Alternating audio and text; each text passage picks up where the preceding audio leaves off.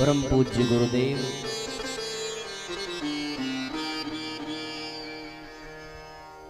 स्नेह सलीला साक्षात शक्ति स्वरूपिणी वंदनिया माता जी के दिव्य संरक्षण में गायत्री शक्तिपीठ पिछोर के इस पवित्र प्रांगण में पंचदिवसीय श्रीमद् पावन प्रज्ञा पुराण कथा के चतुर्थ सत्र में व्यासपीठ के समक्ष विराजमान शक्ति स्वरूपा माताओं बहनों, देवतुल्य आत्मीय बंधुओं,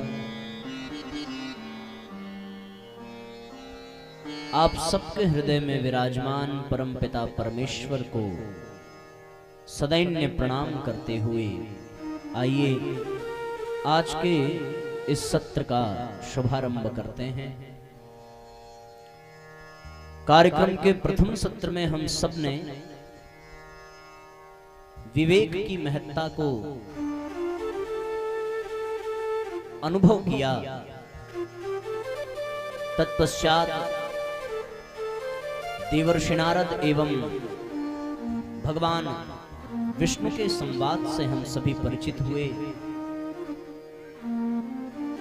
कि किस प्रकार लोक कल्याण की जिज्ञासा करते हुए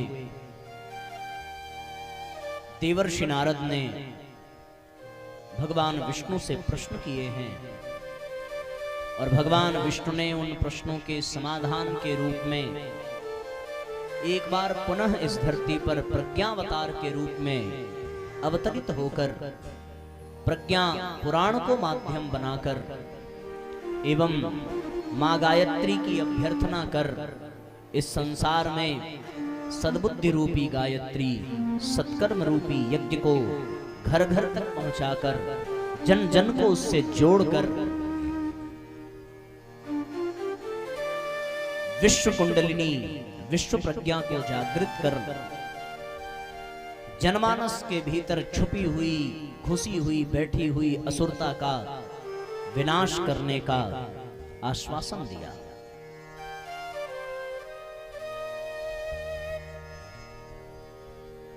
कल की कथा में हम सब ने यह पाया कि साक्षात अखिल विश्व ब्रह्मांड नायक परमपिता परमेश्वर भगवान शिव के जीवन चरित्र से और उनके भीतर छिपे हुए समस्त आध्यात्मिक गूढ़ रहस्यों पर हम सब ने चर्चा की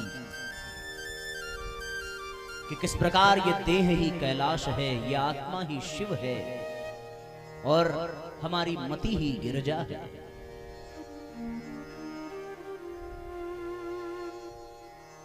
साथियों, कभी कभी ऐसा सौभाग्य मिलता है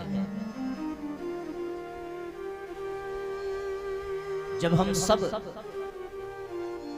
भगवान के लीला का श्रवण पान करते हैं, पर उससे भी अधिक सौभाग्यशाली वे होते हैं जो भगवान की लीला में उनके साथ होते हैं। एक तो वे हैं जो बाद में उनकी लीला को सुनते हैं, जानते हैं, समझते हैं और उसका आनंद लेते हैं, पर एक वे होते हैं जो भगवान की लीला में उनके साथ होते हैं, उनके सहयोगी होते हैं।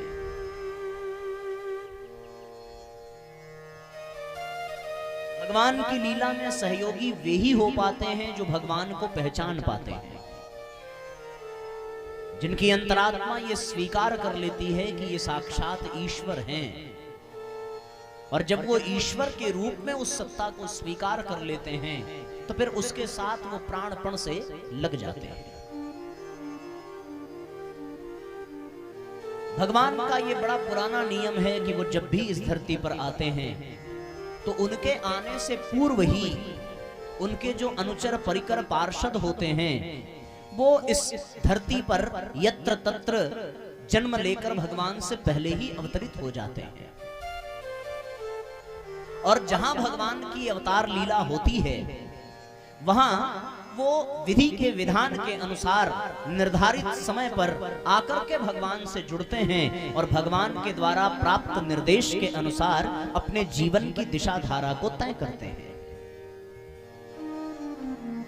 बिल्कुल इसी प्रकार जब भगवान राम के अवतार के रूप में आने लगे तो रामावतार से पूर्व ही न जाने कितने गिद्ध गिलहरी वानर इस धरती पर अवतरित हो चुके, जो वास्तव में पशु नहीं हैं, वो सब कोई न कोई देवता हैं और किन्हीं देवताओं के अंश से वो इस दुनिया में अवतरित होते हैं। कुछ भगवान के पूर्व हुए, कुछ भगवान के साथ हुए और कुछ भगवान के बाद हुए। जब जहां जिस समय जिसकी आवश्यकता पड़ी भगवान को, उस समय उन्होंने भगवान की सहायता की, अपना उत्तरदायित्व पूरा किया और उत्तरदायित्व पूरा करके वो भगवान के साथ ही लीला संवरण के पश्चात वो भी अपने अपने धाम को वापस चले जाते हैं। सुग्रीव पहले उत्पन्न हुए, हनुमान पहले आए, जामवंत पहले आए, नल नील भगवान के पश्चात जन्म लेकर आए होंगे, शबरी भगवान से पहले आई। और इन सभी पात्रों की जब जहां आवश्यकता पड़ी तब वहां उनने अपने जीवन के संकीर्णताओं को, तुच्छ स्वार्थों को त्याग करके भगवान की सेवा सहायता में, भगवान के सहयोग में अपनी भूमिका निभाई और अपने आप को सर्वस्व निवछावर कर दिया। अपना उत्तरदायित्व पूरा किया, भगवान के प्रति जिम्मेदारी जो मिली उसे पूर्ण करने के पश्चात भगवान की आज्ञा अनुसार ये सब भी अपने अपने लीला को संवरण करके इस धराधाम से अपने स्वधाम की ओर प्रस्थान कर जाते हैं। बिल्कुल यही दृश्य कृष्णावतार में भी देखने को मिलता है कि बहुत से कृष्ण भगवान के आने से पूर्व ही आ गए, बहुत से भगवान के साथ आए और बहुत से भगवान के बाद आए। युधिष्ठिर आदि भगवान से उम्र में बड़े हैं, ये सब भगवान के पूर्व आए। उद्धव आदि, सुदामा आदि ये भगवान के साथ आए जितने ग्वाल बाल थे। और फिर बहुत से ऐसे अभिमन्यु इत्यादि भगवान के पश्चात आए। जब जब भगवान ने जिसके लिए जो उत्तरदायित्व निर्धारित किया उसके अनुसार वे इस दुनिया में आए और भगवान की यथा योग्य, यथा श्रद्धा, यथा सामर्थ्य उन्होंने सहायता करी और भगवान के अभियान में अपने आप को न्यौछावर किया और उसके पश्चात भगवान की कृपा पात्र बन करके इस दुनिया से वो विदा हो जाते हैं।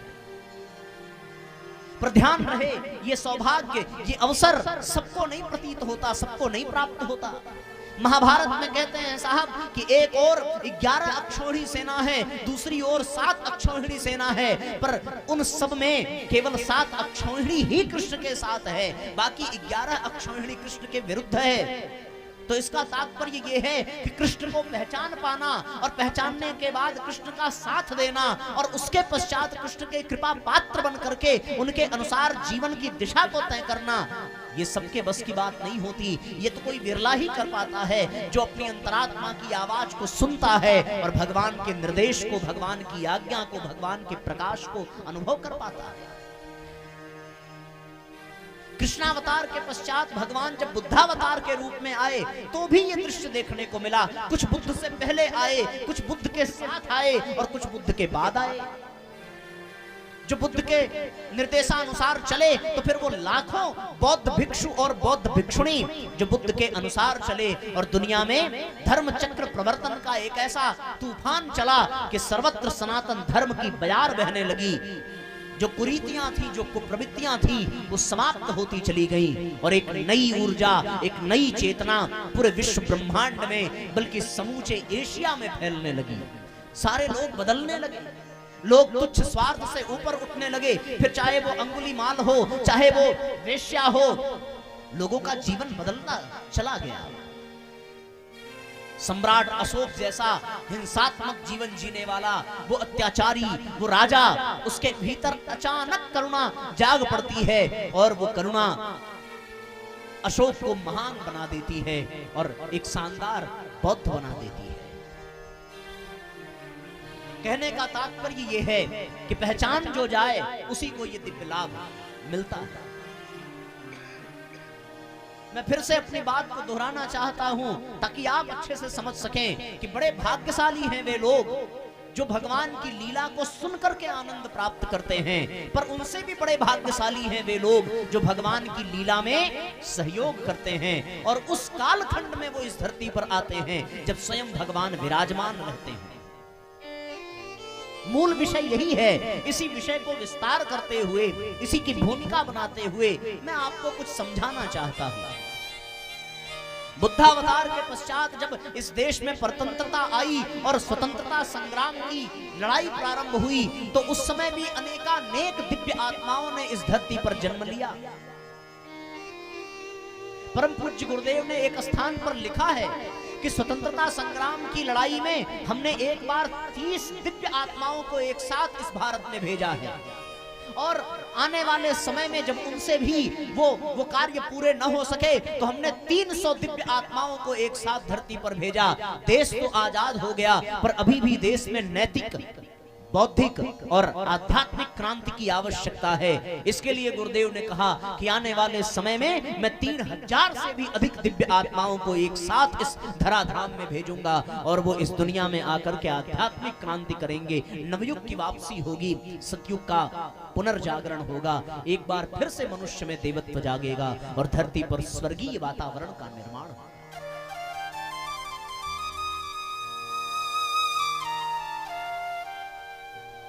समय बदल जाता है साथियों। सतयुग में भी भगवान का आना होता है, त्रेता में भगवान का आना होता है, द्वापर में भगवान का आना होता है। यद्यपि भगवान अपने छोटे छोटे अंशों के साथ, छोटे छोटे कलाओं के साथ समय समय पर अवतरित होते ही रहते हैं, पर भगवान कलयुग में 4 बार अवतार ले चुके। जब जहां जैसी आवश्यकता पड़ती है तब तब परमात्मा इस धरती पर आता है और उस समय के जो विपरीत परिस्थितियां हैं उसको ठीक करता है। सर्वप्रथम इस कलिकाल में भगवान 13वीं शताब्दी में कबीरदास के रूप में आए और काशी की धरती का चयन किया और उन्होंने आडंबर, पाखंड, अंधविश्वासों पर कुठाराघात किया है।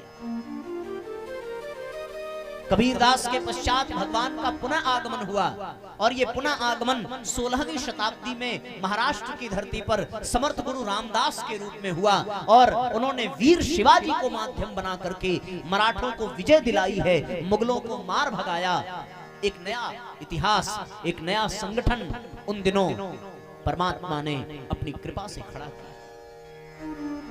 समय आगे बढ़ा, परिस्थितियां फिर भी न सुधरी, फिर भगवान ने पुनः लीला की योजना बनाई और स्वयं नारायण साक्षात रामकृष्ण परमहंस के रूप में 18वीं शताब्दी में कलकत्ता की धरती पर आए। स्वामी विवेकानंद, स्वामी ब्रह्मानंद, स्वामी निरंजनानंद, स्वामी प्रेमानंद, स्वामी अभेदानंद आदि अनेकों ईश्वर कोटि शिष्यों को माध्यम बना करके उन्होंने पूरे विश्व में सनातन धर्म को, वेदांत को पहुंचाया और इस भारतीय संस्कृति को विदेशों में भी पहुंचा करके भारत को जगत गुरु बनाने के रास्ते को एकदम स्पष्ट कर दिया। ये भगवान की योजना थी और भगवान की इस योजना में जो सहयोगी बन जाता है वो साथियों भगवान के साथ ही अजर अमर हो जाता है। फिर उसका समय केवल शरीर तक सीमित नहीं रह जाता, फिर उसका समय केवल विचारों तक नहीं रह जाता। फिर जब तक सृष्टि रहती है, जब तक ये दुनिया रहती है, तब तक वो अजर अमर बनकर के सूर्य और चंद्र की भांति अपने उज्जवल चरित्र से समाज का मार्गदर्शन करता रहता है।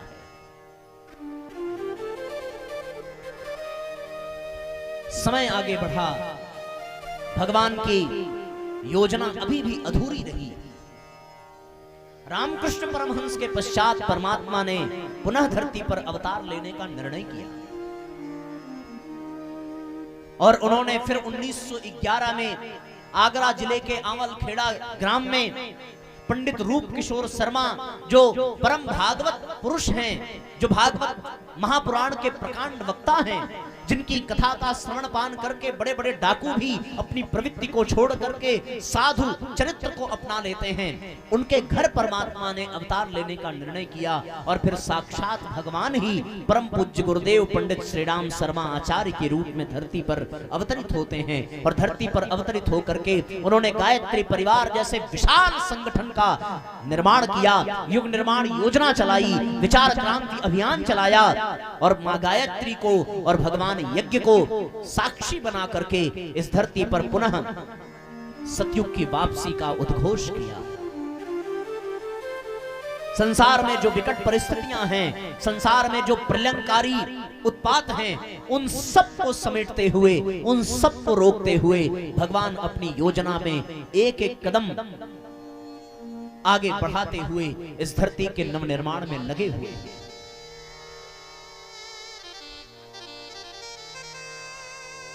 साथियों, ये सौभाग्य का ही विषय है कि हम सब उस कालखंड में इस धरती पर विद्यमान हैं जब भगवान अपनी लीला रचा रहे हैं और भगवान अपनी योजना चला रहे हैं। अब आवश्यकता केवल इतनी है कि हम भगवान की आवाज को सुन सकें, हम भगवान की पुकार को सुन सकें, हम अपने अंतरात्मा के इशारों को समझ सकें और अपने भीतर की आवाज सुन करके भगवान के इच्छा अनुसार उनके पद चिन्हों पर चल सकें। बस आवश्यकता इतनी मात्र।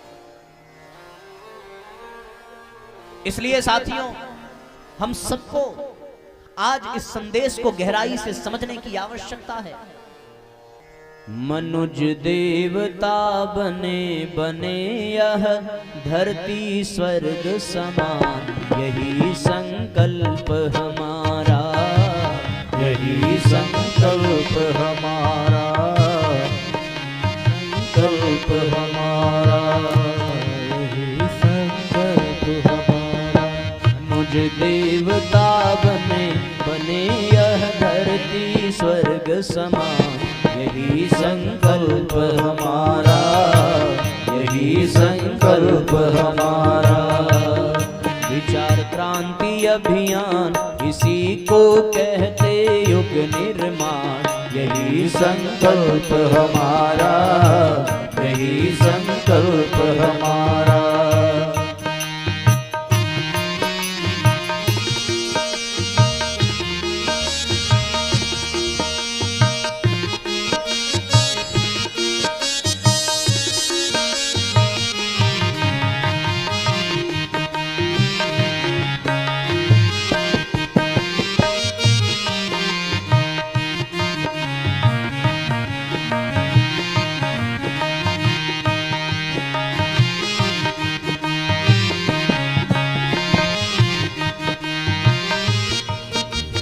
द्वेष दंभ छल मिटे यहाँ पर, ना कोई भ्रष्टाचारी हो, ना कोई भ्रष्टाचारी हो, सभी सुखी हो, सबका हित हो, जन जन पर उपकारी हो, जन जन पर उपकारी हो।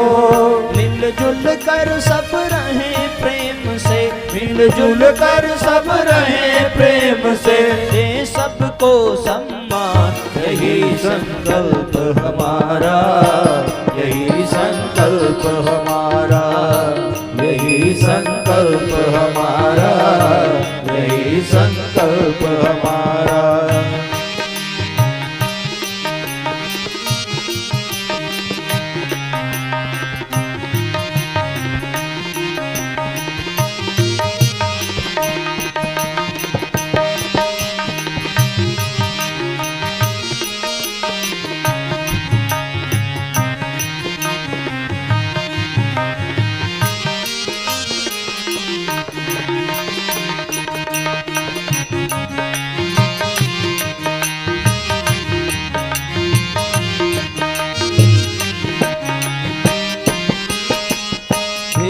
भाव हो दूर सिख हिंदू मुस्लिम ईसाई का, तो मुस्लिम ईसाई का, तो मुस्लिम ईसाई का। परम पिता के पुत्र सभी का, नाता भाई भाई का, नाता भाई भाई का, नाता भाई भाई का। सब ही एक समान सभी, सब ही एक समान सभी, जगदीश्वर की संतान, यही संकल्प हमारा, यही संकल्प हमारा, यही संकल्प हमारा, यही संकल्प संकल्प हमारा।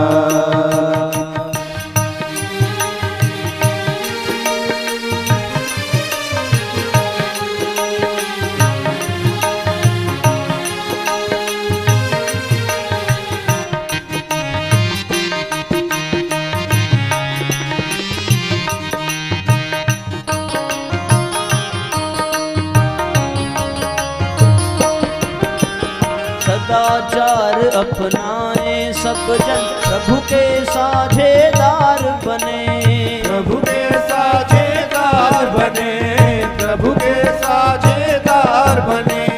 अनाचार से नाता तोड़े नैतिक बने उदार बने, नैतिक बने उदार बने, नैतिक बने उदार बने।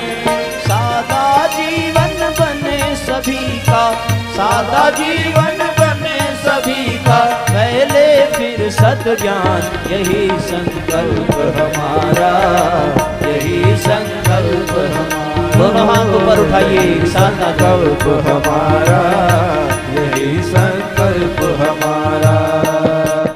ओ मनुज देवता बने बने यह धरती स्वर्ग समान, यही संकल्प हमारा, यही संकल्प हमारा, यही संकल्प हमारा, यही संकल्प हमारा। विचार क्रांति अभियान इसी को कहते युग निर्माण, यही संकल्प हमारा, यही संकल्प हमारा, यही संकल्प हमारा, यही संकल्प हमारा, यही संकल्प हमारा।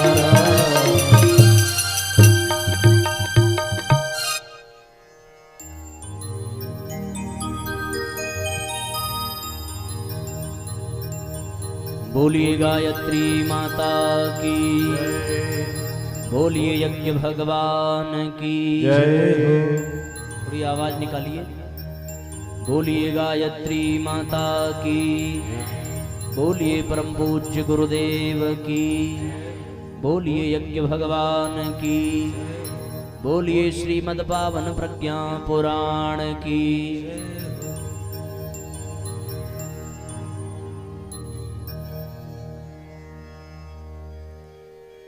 बड़े भाग्यशाली हैं वे लोग जो भगवान की लीला और उनके गुणों का श्रवण पान करते हैं, पर उनसे भी कहीं अधिक भाग्यवान वे लोग हैं जो भगवान की लीला में सहयोग करते हैं। और हम सबका सौभाग्य है कि हम उस कालखंड में इस धरती पर विद्यमान हैं जिस समय भगवान अपनी लीला इस दुनिया में कर रहे हैं। ऐसा अवसर कभी कभार ही जीवन में प्राप्त होता है जब साक्षात नारायण इस धरती पर अवतरित होते हैं और अवतार लेकर के धर्म की स्थापना के लिए, अधर्म के उन्मूलन के लिए विभिन्न योजनाएं बना करके अपने अनुचरों, अपने भक्तों को श्रेय देते हुए उस अभियान, उस योजना को सफल बनाते हैं। जो समय चल रहा है उस समय के बारे में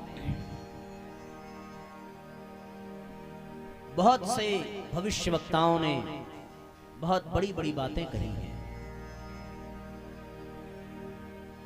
नेस्ट्राडेमस ने भी अपने भविष्यवाणी में कहा है कि 21वीं शताब्दी में पूर्व दिशा में एक मसीहा जन्म लेकर के आएगा और उसके आने से एक बार भारत पुनः जगत गुरु बन जाएगा। स्वामी विवेकानंद ने अपनी भविष्यवाणी में कहा है कि मैं अपनी ध्यानावस्था में स्पष्ट रूप से देख रहा हूं कि आने वाले कुछ ही 100-150 वर्षों में जगह जगह माता के मंदिर बनेंगे, ज्ञान का रथ निकलेगा और चारों तरफ ज्ञान का ही प्रकाश होगा। उस ज्ञान का प्रकाश में कलिकाल के समस्त अंधकार मिट जाएंगे और हमारा ये राष्ट्र फुफकारते हुए सर्प की भांति जाग पड़ेगा और सारी दुनिया को आश्चर्यचकित कर देगा। जिस समय का वर्णन इन महापुरुषों ने किया है वो समय बिल्कुल यही चल रहा है जिस समय में हम और आप मनुष्य शरीर में विद्यमान हैं।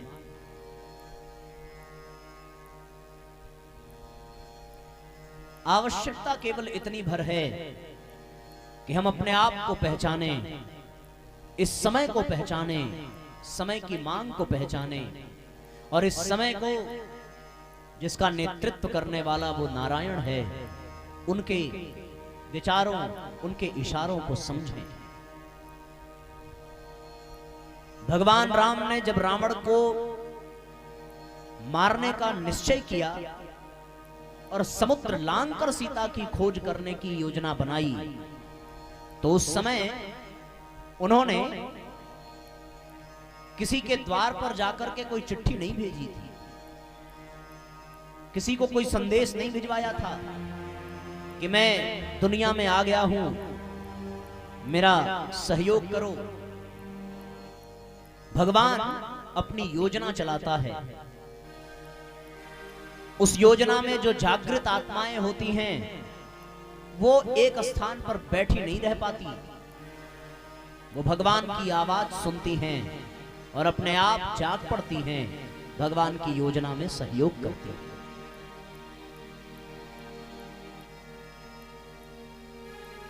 इस बार भी भगवान ने 1911 में परम पूज्य गुरुदेव के रूप में धरती पर अवतरित होकर के युग निर्माण योजना चलाई है। व्यक्ति निर्माण की बात होती तो कोई साधारण व्यक्ति भी कर लेता, परिवार निर्माण की बात हो तो कोई भी कर लेगा, समाज निर्माण की बात हो, भवन निर्माण की बात हो, कोई इमारत के निर्माण की बात हो तो कोई भी कर सकता है। पर यदि राष्ट्र के निर्माण की बात हो और उससे भी बढ़कर पूरे युग के बदलने की, युग के निर्माण की बात हो, तो वो बिना ईश्वर की शक्ति के कोई दूसरा कर नहीं सकता। जिसने इस युग को बनाया है, जिसने इस सृष्टि का निर्माण किया है, वही युग निर्माण की, युग परिवर्तन की बात कर सकता है। और जिनको समझने की क्षमता होगी वो इसी एक पंक्ति से समझ जाएंगे कि युग को बदलने वाला, युग निर्माण की बात करने वाला या तो कोई पागल होगा या तो कोई कोरी कल्पना करने वाला व्यक्ति होगा या तो फिर वो ईश्वर ही होगा जो सारी दुनिया को बदल देने का दावा करता होगा। परम पूज्य गुरुदेव ने कहा कि मैं सारी दुनिया को बदल देने का दावा अपनी सिद्धियों के बल पर नहीं कर रहा, मैं अपने इन क्रांतिकारी विचारों के बल पर कर रहा हूं। जो इन विचारों से जुड़ जाएगा वो हमारी इस योजना में सहयोगी बन जाएगा। और भगवान की योजना में जो सहयोगी बन जाता है उसे घाटा कभी नहीं होता, हमेशा लाभ ही लाभ होता है। ये वो समय है जो समय कभी रामावतार के समय आया था, ये वो समय चल रहा है जो कृष्णावतार के समय आया था, यही वो समय है जो बुद्धावतार के समय आया था। और अब पुनः ये समय आया है और ये समय प्रज्ञावतार का है। उस समय में रामावतार में जिन बानरों ने, जिन गिद्ध ने, जिन गिलहरी ने भगवान का सहयोग किया था वे अमर हो गए। कृष्णावतार में जिन ग्वाल बाल पांडवों ने सहयोग किया, बौद्धावतार में जिन बौद्ध भिक्षु भिक्षुणियों ने सहयोग किया वो अमर हो गए। अब बारी प्रज्ञावतार की है और ये मौका, ये अवसर जब हमें प्राप्त हो रहा है तो हमें इसे गंवाना नहीं चाहिए। आप कहेंगे साहब इसका क्या प्रमाण है कि ये भगवान है? प्रमाण कि बात करने की आवश्यकता नहीं है। यदि वास्तव में प्रमाण चाहिए तो जुड़ने के बाद आपको अपने आप अनुभव होने लगेगा। क्योंकि जब राम की सहायता के लिए जितने लोग आगे बढ़े थे वो ये नहीं जानते थे कि वो भगवान हैं, और अगर वो जानते कि वो भगवान हैं तो फिर वो कुछ करते ही क्यों? उन्हें करने की आवश्यकता क्यों पड़ती? क्योंकि उन्हें तो ये पता होता ये भगवान है, ये कुछ भी कर लेंगे। वो उस समय न जान सके कि वो भगवान हैं। जब भगवान ने गोवर्धन उठाया तो ग्वाल बालों को ये पता नहीं था कि ये कृष्ण ब्रह्म है, और कृष्ण को उठाते देखा तो ग्वाल बाल दौड़ पड़े लाठी लेकर और अपनी अपनी लाठी गोवर्धन में नीचे लगा दी, और भगवान से पुकारते हुए उन ग्वाल बालों ने कहा, कन्हैया घबराना मत, हम सब ने लाठी लगाई है, गोवर्धन गिरने नहीं पाएगा। भगवान भी मुस्कुराए। भगवान ने थोड़ी अपनी उंगली हिलाई, और जब गोवर्धन हिला तो फिर वही ग्वाल बाल जो संभालने का दावा कर रहे थे वो अब बड़ी जोर से चिल्लाए, कन्हैया बचाओ, ये तो गिर रहा है। फिर भगवान ने संभाला। तो ये भगवान तो अपने अनुचरों के साथ, अपने परिकरों के साथ लीला करते रहते हैं। राम ने रावण पर आक्रमण तो कर दिया, युद्ध तो राम ही कर रहे हैं, मार तो राम ही रहे हैं, शक्ति राम की काम कर रही है, पर श्रेय किसको मिल रहा है? श्रेय मिल रहा है उन बानरों को जो केवल वृक्षों पर इधर उधर कूदना जानते हैं, जो कुछ बना नहीं सकते बिगाड़ने की सिवा, जो एक स्थान पर बैठ नहीं सकते, पर श्रेय किनको मिल रहा है? उनको। एक बार रावण ने राम पर प्रहार किया और रावण विजयी हुआ कुछ पल के लिए। इस दृश्य को देख करके विभीषण को क्रोध आया और विभीषण ने गदा उठाई और दौड़ पड़ा रावण को मारने के लिए। भगवान शिव ने मां पार्वती से कहा कि देवी देखो, जब भगवान का अवतार होता है और भगवान के अवतार में जो सहयोगी बनता है वो कितना भगवान जैसा ही पूजनीय बन जाता है। मां पार्वती ने कहा कि क्या हो गया? भगवान शिव ने कहा कि ये वही विभीषण है जिसको रावण ने लात मार करके, धक्के मार करके लंका से निकाल दिया और ये कुछ कर नहीं पाया था, पर आज रामावतार की भूमिका में सहयोगी बन गया तो ये विभीषण रावण पर प्रहार करने की हिम्मत जुटा पा रहा है। जो भगवान का सहयोगी बनता है उसमें भगवान की ही चेतना काम करने लगती है। समुद्र के पाटने की बात आई तो फिर सभी बानर अपनी अपनी भूमिका निभा रहे हैं। एक छोटी सी गिलहरी भी आती है, वो रेत में लोटती पोटती और समुद्र में झाड़ आती। कुछ बंदरों ने कहा कि तुझसे नहीं होगा, पर उस गिलहरी ने एक बड़ी बात कह दी कि भैया जब इतिहास लिखा जाएगा और ये कहा जाएगा कि राम के साथ समुद्र पाटने में कौन था, तो सहयोगी के रूप में मेरा भी नाम अवश्य आएगा। और उसके बाद जब भगवान ने उसकी ये भावना सुनी तो भगवान ने उसे अपनी गोद में उठाया, अपने हाथ से उसके ऊपर आशीर्वाद के रूप में उसको प्यार किया, दुलार किया, और गिलहरी के ऊपर आज भी उन निशानी का प्रमाण मिलता है। ये क्यों है? ये केवल इसलिए है क्योंकि उन्होंने भगवान का सहयोग किया। कोई अर्जुन को विजय दिला नहीं सकता था। महाभारत के युद्ध में कौरवों के पक्ष में ऐसे ऐसे महारथी हैं जिनका सामना करना किसी के बस की बात नहीं है। लेकिन हां, जो धर्म के पक्ष में होता है धर्म उसकी रक्षा करता है। भगवान कृष्ण ने क्या कहा? भगवान कृष्ण ने कहा कि मैं पांडवों के साथ इसलिए नहीं हूं कि पांडव हमारे रिश्तेदार हैं, बल्कि मैं पांडवों के साथ इसलिए हूं क्योंकि धर्म पांडवों के शिविर में विराजमान है, और जहां धर्म होता है वहीं भगवान होते हैं।